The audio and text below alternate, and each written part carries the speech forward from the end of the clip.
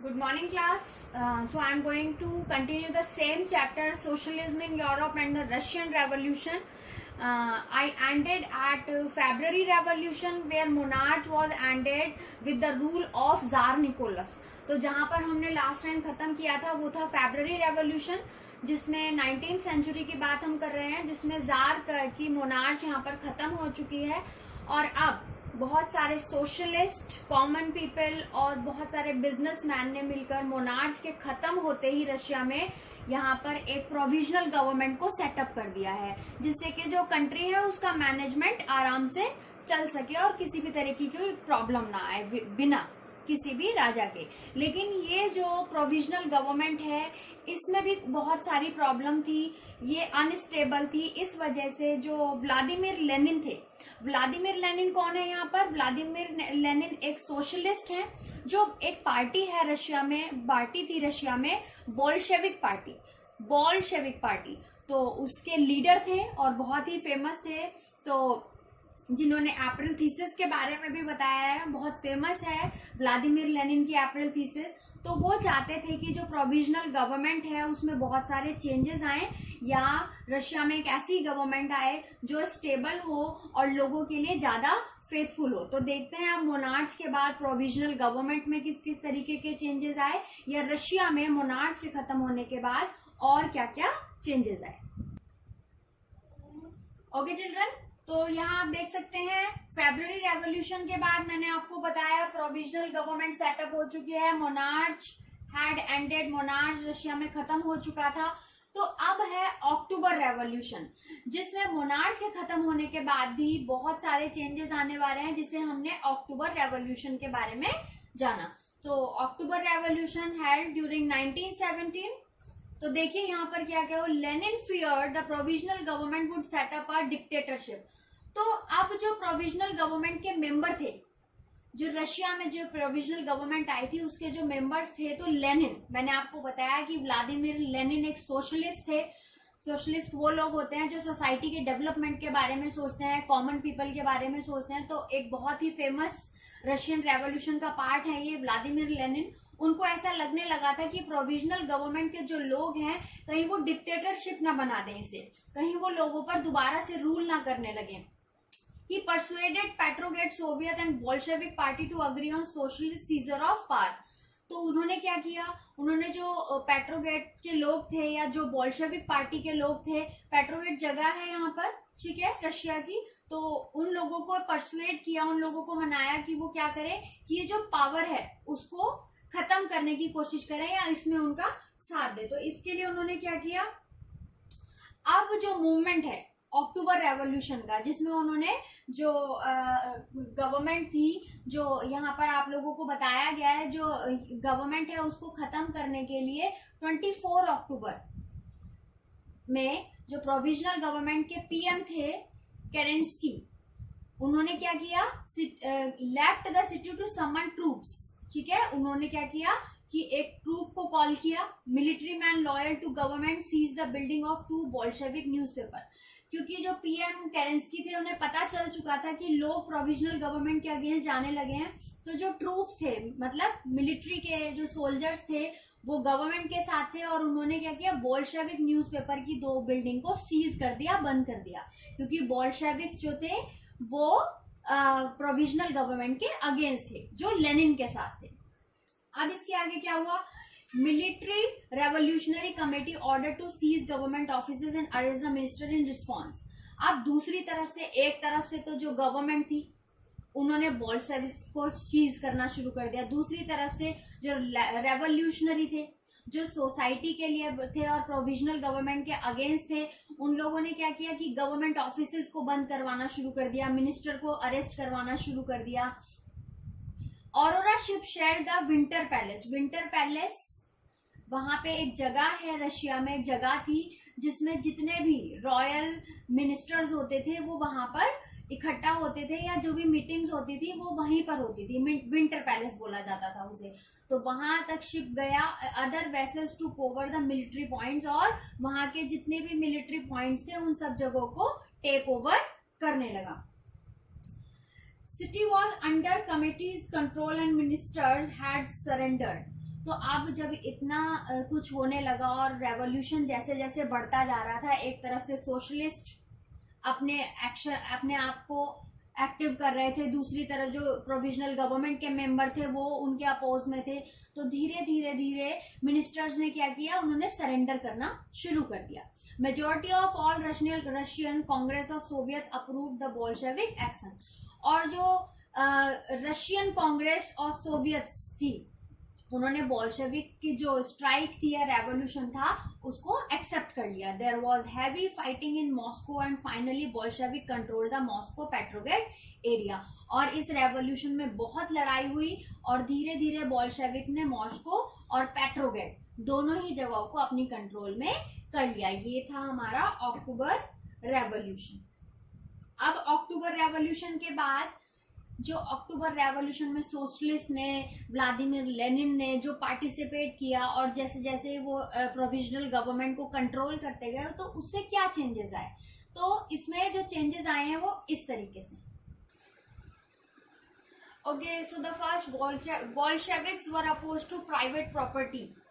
बहुत सारी industries, banks, इन सबको नेशनलाइज कर दिया गया 1917 में after the October revolution. Land was declared social property. तो ऐसा नहीं था कि अब रशियन रेवोल्यूशन के बाद ये चेंजेस आए थे। जैसे देखिए आप यहाँ पे नोटिस करेंगे the changes were approximately similar like French revolution.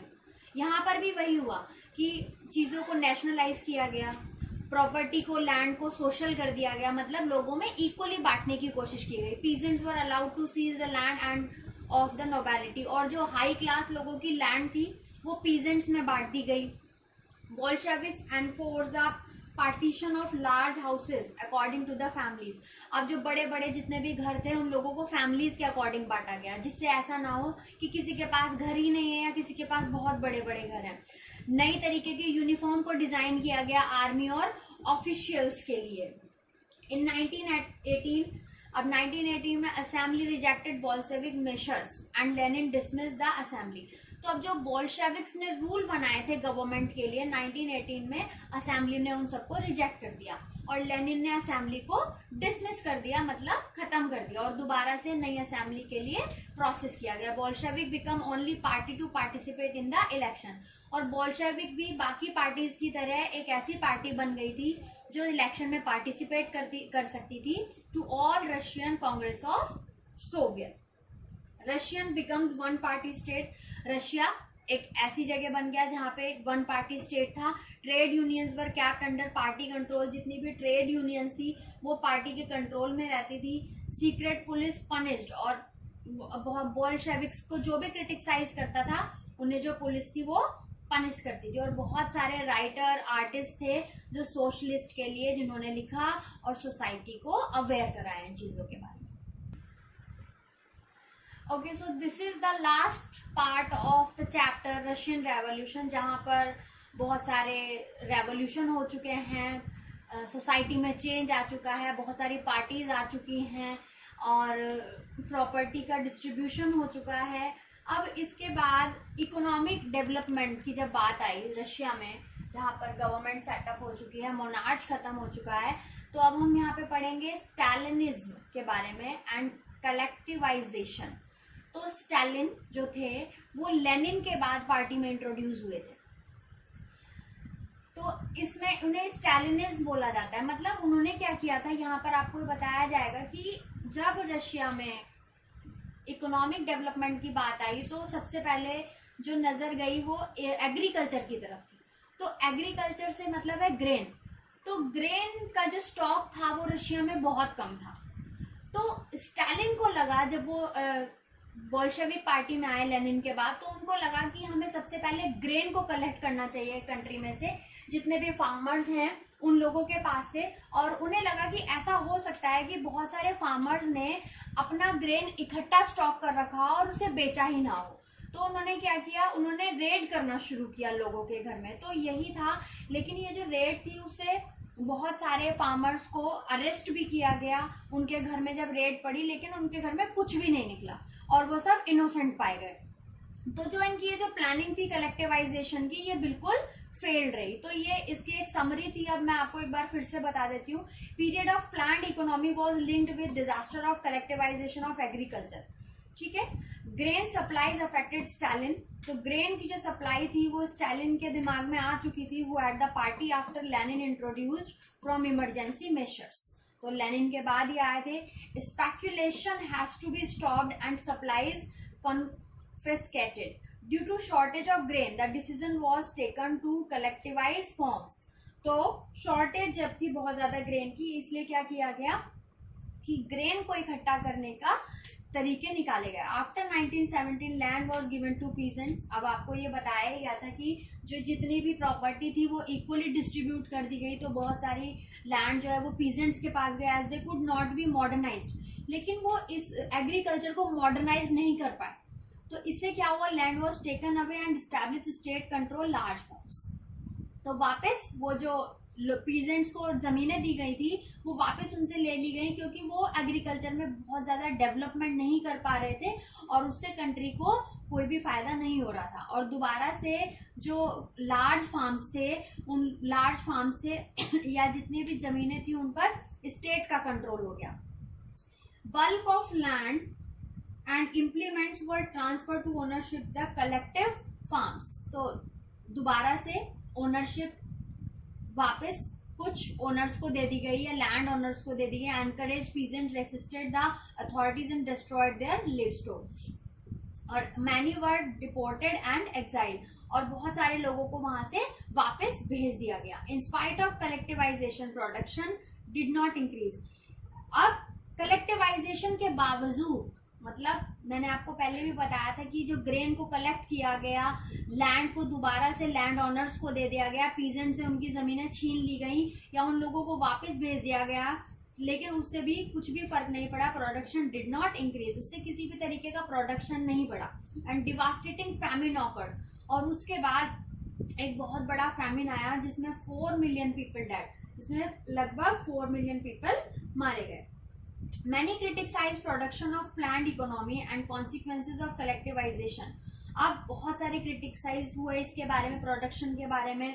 जो प्लान्ड इकोनॉमी थी उसके कॉन्सिक्वेंसेस क्या हुए, collectivisation, due to which they were imprisoned being innocent. और जिनको जेल में डाल दिया गया था, जिन फार्मर्स को या पीजेंट्स को, वो क्या थे, वो इनोसेंट थे। तो इससे किसी भी तरीके का रिजल्ट नहीं निकला स्टालिन के कलेक्टिवाइजेशन की वजह से, बल्कि सिर्फ जो इनोसेंट थे उन लोगों को सफर करना पड़ा। तो इसका कंक्लूजन अगर आप लोगों को लिखने के लिए आता है, so the conclusion is the Stalin's collectivization was a failed scheme. So this was the chapter of Russian revolution. Revise it again and again and try to learn all the revolution and main things, society, their parties, February revolution, October revolution, their changes। तो इन सब चीजों से आप लोगों को बहुत help मिलेगी chapter को जानने के लिए। Thank you.